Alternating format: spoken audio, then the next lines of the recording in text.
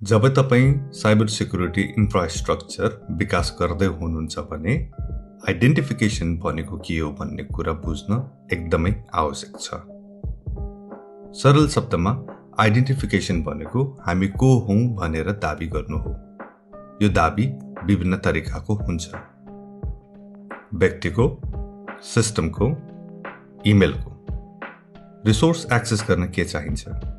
Information सिस्टममा कुनै resource प्रयोग गर्न युजरले तीनवटा कुरा प्रमाणित गर्नुपर्छ। नम्बर 1 पहिचान, नम्बर 2 क्रेडेन्शियल्स जस्तै पासवर्ड, नम्बर 3 अधिकार।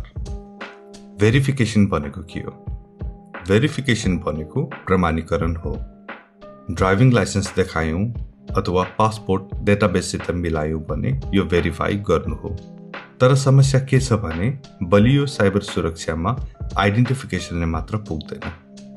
हाम्रो पहिचान जस्तै user name, passport, driving licence, नाम मात्र पर्याप्त छैन। अरूले नक्कली आइडी पनि बनाउन सक्छन्। 2017 मा मात्र 16 अर्ब आइडेन्टिटी थेफ्टबाट चोरी भएको थियो र 85% इमेल स्पाम हुने गर्छन् किनभने यो कुरा कसैले पनि जाँच्दैन। त्यसैले आइडेन्टिफिकेसन र भेरिफिकेसन मात्र होइन, साइबर सुरक्षा बलियो बनाउन अथेन्टिकेसन पनि चाहिन्छ। अर्को भिडियोमा अथेन्टिकेसनको बारेमा कुरा गरौँला।